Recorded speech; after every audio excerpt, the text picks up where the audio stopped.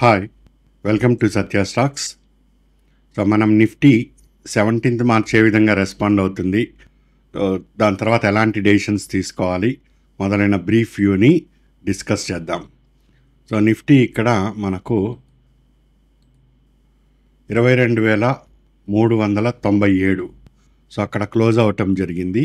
ఈ ఏరియాలో 22,397. So gift Nifty చూస్తుంటే ఇది కాస్త పాజిటివ్గానే కనిపిస్తున్నది. సో దీని ఫస్ట్ రెసిస్టెన్స్ 22,697. 22,697 దగ్గర ఇది ఫస్ట్ రెసిస్టెన్స్ని ఫేస్ చేసే అవకాశం ఉంది. దానికన్నా కొద్దిగా ముందు చూస్తే 22,570, ఇది స్మాల్ రెసిస్టెన్స్ అవుతుంది. ఈ ఏరియా కానీ దాటి వెళితే 22,697 దగ్గర నిఫ్టీ రేపు రెసిస్ట్ అయ్యే అవకాశం ఉంటుంది. అదే సపోర్ట్ చూస్తే 22,329 దగ్గర వరకు నిఫ్టీ వెళ్ళే అవకాశం ఉన్నది. సో ఈ మధ్యలో రేపు ఈ గ్యాప్ అన్నది నిఫ్టీ రన్ అవుతూ వస్తుంది. సో ఇది రేపటికి సంబంధించిన అంశము. ఇక్కడ MACD సిగ్నల్ చూస్తే పాజిటివ్గానే కనిపిస్తున్నది. అంటే నిఫ్టీ రేపు కాస్త పైకి వెళ్ళే అవకాశమే కనిపిస్తుంది. గ్యాప్ అప్ ఓపెన్ అవుతుంది. ఓపెన్ అయిన తర్వాత RSI స్ట్రెంగ్త్ అయితే ప్రజెంట్ న్యూట్రల్గానే ఉన్నది. ఇది సెకండ్ పాయింట్ మనం అబ్జర్వ్ చేయాల్సింది. ఒకటి రెసిస్టెన్స్, ఇది మైనర్ రెసిస్టెన్స్ అవుతుంది, ఇది కాస్త మేజర్ రెసిస్టెన్స్ అవుతుంది, ఇది సపోర్ట్ అవుతుంది. ఈ పాయింట్స్ మనకి ఇక్కడ క్లియర్ అయినాయి. దీని తర్వాత మరొక అంశాన్ని మీరు ఇక్కడ అబ్జర్వ్ చేస్తే ఇది దాదాపు 5 రోజుల నుంచి ఇదే ఏరియాలో తిరుగుతూ వస్తున్నది.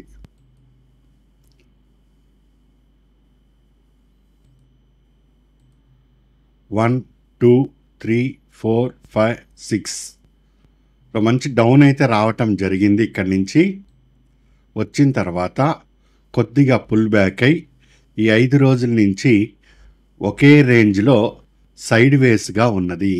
సో ప్రస్తుతానికి నిఫ్టీ వ్యూ న్యూట్రల్గానే తీసుకుంటాము. 1 వీక్ వరకు న్యూట్రల్గానే తీసుకుంటాం. ఏదో ఒకవైపు బ్రేక్అవుట్ కానీ, ఇటు సైడ్ బ్రేక్అవుట్ కానీ లేదా బ్రేక్ డౌన్ అయితే కానీ ఇది ఏ డైరెక్షన్ తీసుకుంటుందో మనం చెప్పలేము. సో 22,600 దాటిన తర్వాత దీనికి 22,800 వరకు కూడా అవకాశం ఉంటుంది. ఇక దీని తర్వాత వెళ్ళాలంటే చాలా ఫ్యాక్టర్స్ ఇక్కడ కాంట్రిబ్యూట్ చేయటం జరగాలి, అప్పుడు మాత్రమే వెళ్తుంది. ఒకవేళ డౌన్ సైడ్ వెళ్తే 22,890, 22,800 అన్నది చాలా స్ట్రాంగ్ సపోర్ట్గా వ్యవహరిస్తుంది.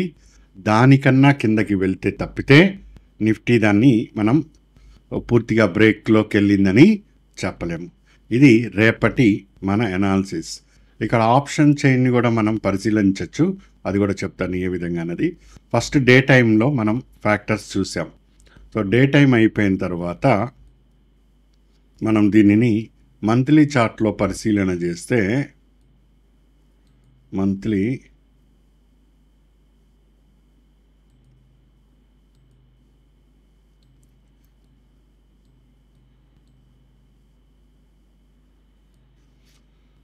సిగ్నల్స్ అయితే మీకు కనిపిస్తూనే ఉన్నాయి.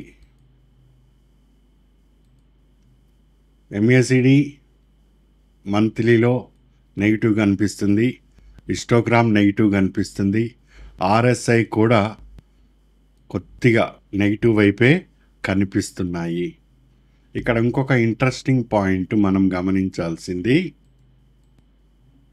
ఈ 20 EMI ఏదైతే ఉన్నదో ఇక్కడ చాలా స్ట్రాంగ్ సపోర్ట్ తీసుకొని నిలవబట్టడం జరిగింది. దాని తర్వాత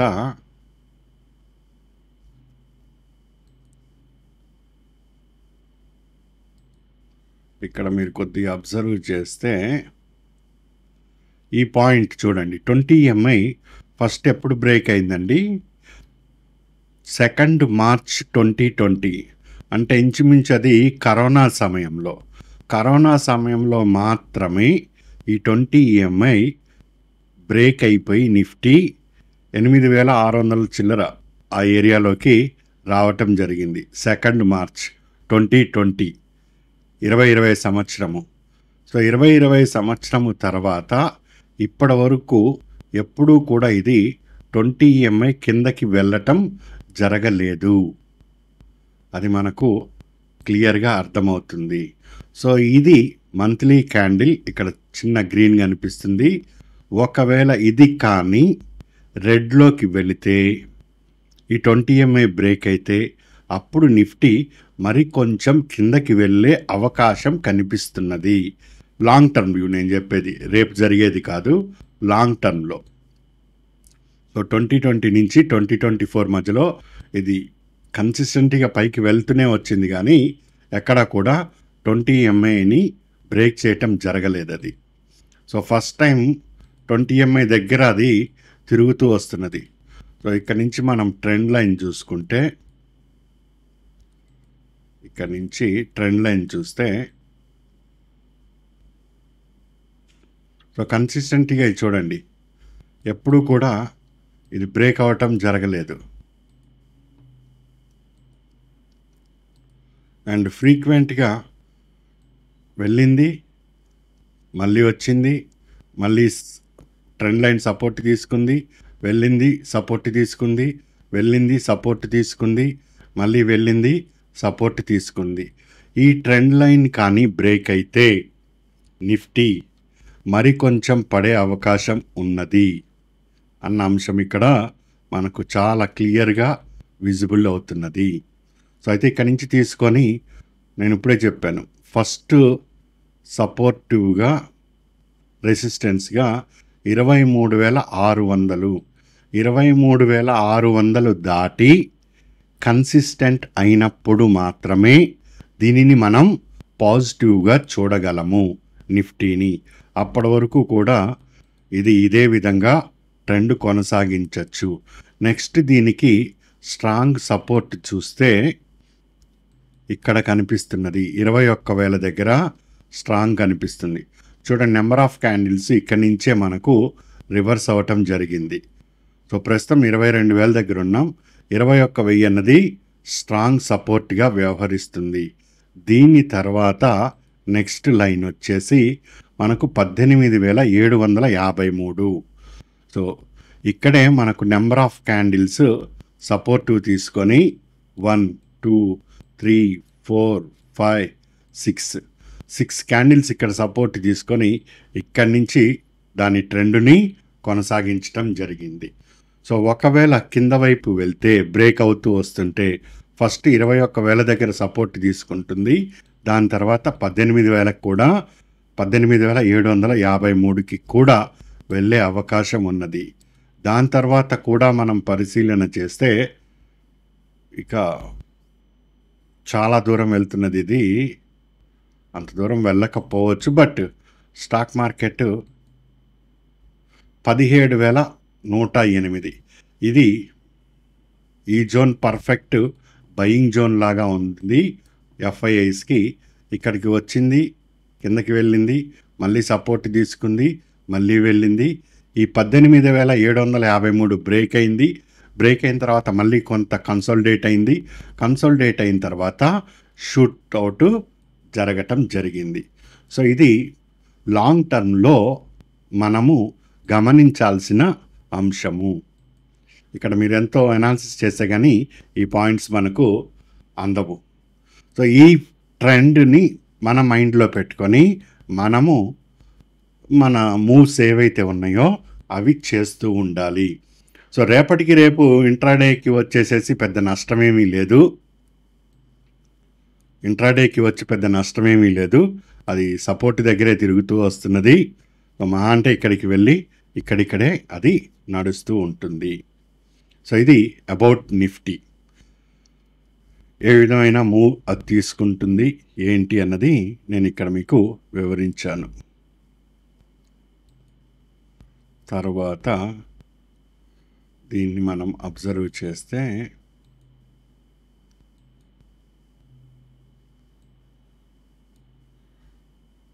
సూపర్ ట్రెండ్ కూడా సైడ్ వేసే చూపిస్తున్నది. సో పెద్దగా ఇప్పట్లో దీనికి వచ్చిన నష్టమేం లేదు. సైడ్ వేస్ వెళ్ళి డౌన్ అయ్యే అవకాశం ఉన్నది.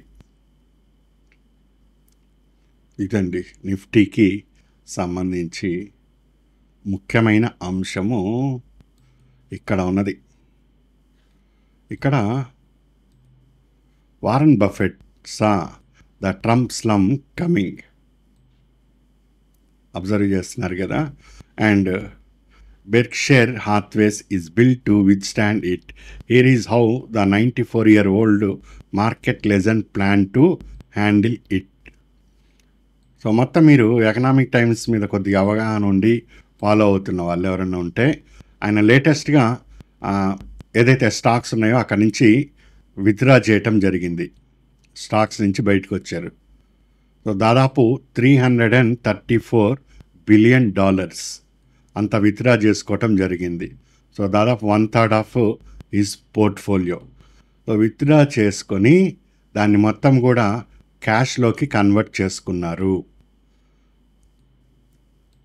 So cash however with the recent attention to his cash holdings, చేతిలో డబ్బులు పెట్టుకున్నారండి ఆయన. Buffett has maintain that his main strategy is still investing in stocks. ఆయన ఏమీ బయటికి రావట్లేదు, ఇంకా ఇన్వెస్ట్ చేయటానికే సిద్ధంగా ఉన్నారు. బట్ క్యాష్ ఇన్ హ్యాండ్ రెడీగా చేసుకోవటం జరిగింది. మరి ఈయన ఏమన్నా ప్రిడిక్ట్ చేస్తున్నాడా మార్కెట్ క్రాష్ అంటే, Buffett did not explicitly predict the crash. పూర్తిగా అయితే క్రాష్ అవుతుందని చెప్పట్లే, but move suggest to anticipated. ఏదన్నా జరిగితే మార్కెట్లో సో దానిని క్యాష్ చేసుకోవాలి అంటే, $500 ఉన్న స్టాకు $400 వచ్చినప్పుడు ఈయన $500 దగ్గరే అక్కడే పెట్టుకొని కూర్చోవటం వల్ల లాభం లేదన్న విషయము బఫెట్ గారికి తెలవని ఇష్యూ కాదు. దాదాపు ఇప్పుడు ఆయనకి ఏజ్ 94, 14 సంవత్సరాల్లో స్టాక్ మార్కెట్లో ఎంట్రీ అయ్యారు ఆయన. 80 సంవత్సరాల స్టాక్ మార్కెట్ అనుభవం ఉన్న వ్యక్తి ఆయన. So God father of stock మార్కెట్గా పరిగణిస్తాం. సో ఆయన విత్డ్రా చేసుకొని క్యాష్ హోల్డింగ్ పెట్టుకున్నారంటే అర్థం చేసుకోవచ్చు, ఈ స్టాక్ ధరలు కాస్త తగ్గి మంచి రీజనబుల్ ప్రైస్కి వచ్చాక మళ్ళీ ఇన్వెస్ట్ చేసుకుంటారు ఆయన. సో దానివల్ల ఆయన ప్రాఫిట్ అన్నది పెరుగుతుంది. ఈ విషయం మనం ఇక్కడ గమనించాలి. సో ఇంతసేపు నేను ఈ stock 1 month view, 1 week view కానీ ఇవన్నీ చెప్పటానికి గల కారణం ఏమిటి అంటే, సో చాలామంది ఈ 26,000 దగ్గర స్టాక్స్ని హోల్డ్ చేసుకోవటం జరిగింది. ఇది ఆల్ టైమ్ హై మనకి ఇక్కడ కనిపిస్తున్నది 26,300. సో 26,300 దగ్గర నుంచి అది ఈరోజు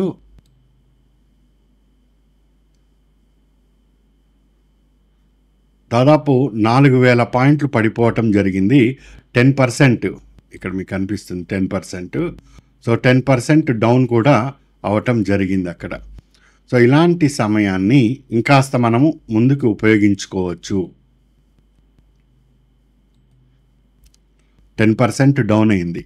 ఇంకొద్దిగా ముందుకు వెళ్ళిన ఇది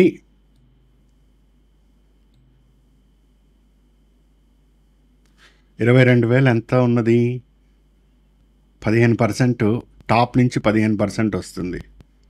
ఇంకొద్దిగా ముందుకెళ్తే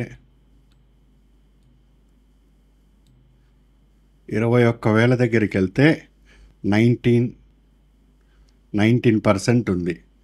సో 21,000 దగ్గర మార్కెట్ స్ట్రాంగ్గా సపోర్ట్ తీసుకుంటుందని మనము ఇప్పుడే చెప్పాం. ఇంకొద్దిగా ముందుకు వెళ్దాం. సో 25%. సో ఒకవేళ మార్కెట్ క్రాష్ అయింది అంటే 20% పైన పడి ఉండాలి. సో 28%, 18 దగ్గరికి వెళ్తే అది మంచి రిటర్న్స్ వస్తాయని ఇప్పుడే చెప్పాము. అది పూర్తిగా మార్కెట్ క్రాష్ అయితే, సో మార్కెట్ క్రాష్ అయిన సమయంలో మన చేతిలో డబ్బులు అనేది ఉండాలి. ఒకటి 28%కైనా రానియండి, లేదా 20% దగ్గరికైనా కూడా రానియండి. సో ఎక్కడికి వచ్చినా కానీ చేతిలో క్యాష్ అనేది పెట్టుకోవాలి. సో చేతిలో క్యాష్ ఉన్నప్పుడు మనము ఈ ఏరియాస్లో ఇన్వెస్ట్ చేస్తే సో ఇక్కడి నుంచి మీ రిటర్న్స్ అన్నది 6 to 8 టైమ్స్ పెరిగే అవకాశం ఉంటుంది. సో ఇది పర్ఫెక్ట్ ప్లేస్. సరే, ఇక్కడికి వచ్చే వరకు ఆగుదామా అంటే అది సరైన టైం కాదు. ముందు మీరు ప్రాక్టీస్ చేస్తూ రావాలి. సో ఒక 1 ఇయర్ స్టాక్ మార్కెట్లో కన్సిస్టెంటీగా అంటే రెగ్యులర్గా వాచ్ చేస్తూ కన్సిస్టెంటీగా ఉంటే మీకు మార్కెట్ మంచి అవకాశం అన్నది ఇస్తుంది. సో ఆ అవకాశాన్ని ఉపయోగించుకొని సో మీరు ఇన్వెస్ట్మెంట్ చేసిన ఇప్పుడు 3 నెలలకి ఇన్వెస్ట్ చేస్తారు, 6 నెలలు చూస్తారు. సో ₹400 దగ్గర దాన్ని కొన్నారు, ₹500 దగ్గరికి అది వెళ్ళింది. సో ఈ ₹500 దగ్గర బయటికి రావచ్చా లేదా అన్న విషయం మీకు అర్థమవుతుంది. సో ₹500 దగ్గర బయటికి వచ్చేస్తారు, మళ్ళీ స్టాక్ మీకు ₹450కి దొరుకుతుంది.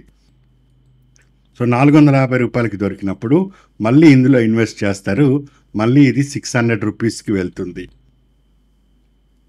సో 400 నుంచి 600కి వెళ్ళినప్పుడు మీ ఆదాయము కేవలం ₹200 మాత్రమే ఉంది.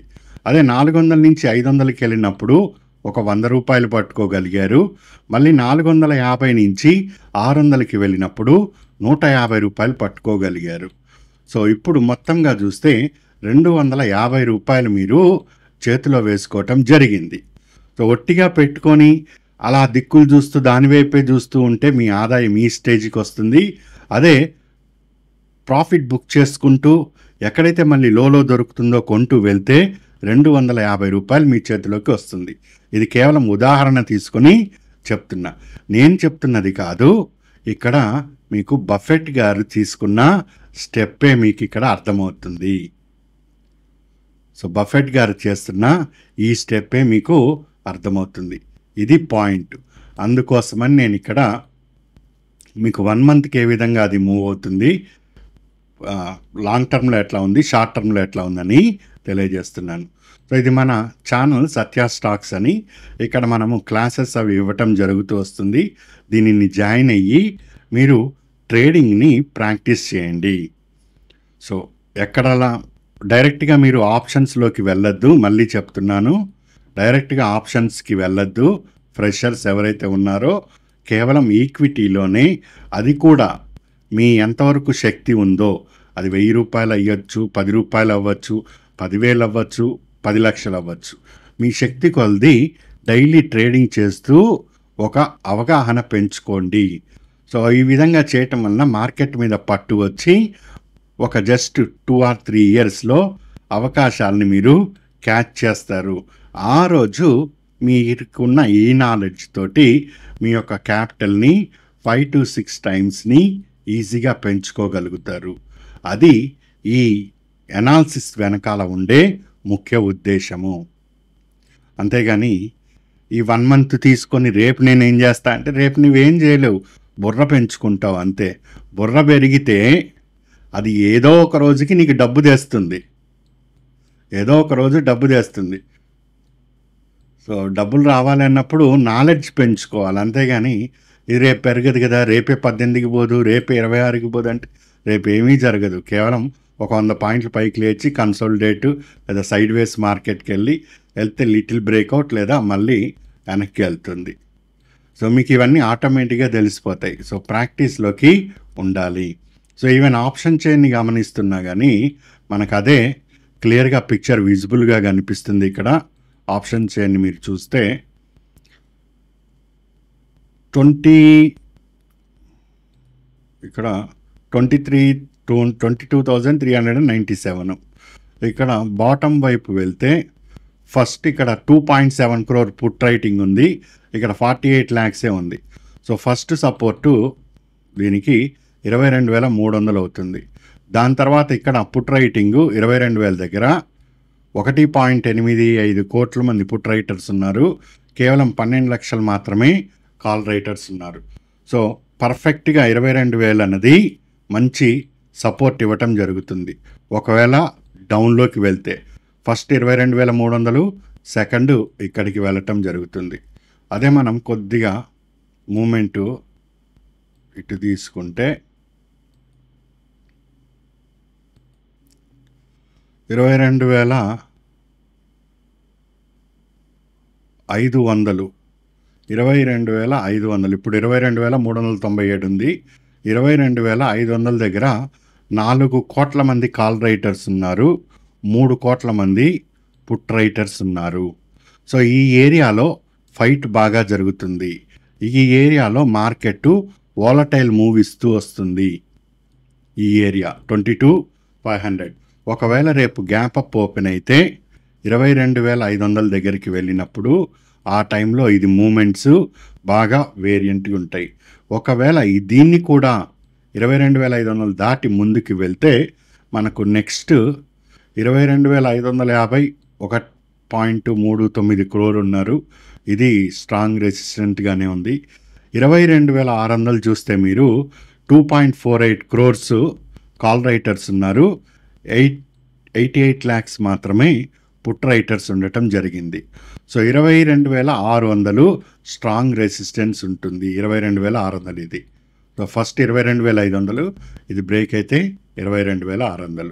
సో మార్కెట్ క్లియర్గా మనకు చెప్తున్నది 22,600 నుంచి 22,300, 22,600 నుంచి ఇది రెసిస్టెన్స్ 22,300. దీని మధ్యలో మనకు మూమెంట్స్ అన్నవి లభిస్తాయి. సో బ్యాంక్ నిఫ్టీ అయితే స్ట్రాంగ్గానే ఉంది. బ్యాంక్ నిఫ్టీలో మనం స్టెప్స్ అన్నది తీసుకోవచ్చు. సో ఈ వీడియో కేవలం ఎడ్యుకేషన్ పాయింట్ ఆఫ్ వ్యూనే.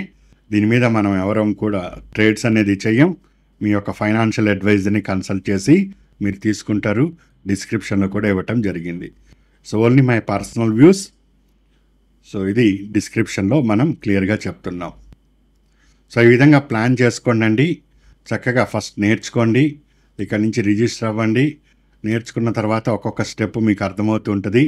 ఒక 1 yearలో మంచి రిటర్న్స్ మీరు సంపాదిస్తారు. సో మళ్ళీ నెక్స్ట్ దాంట్లో మళ్ళీ మీట్ అవుతాను. ఆల్ ది బెస్ట్ అండి. Good luck.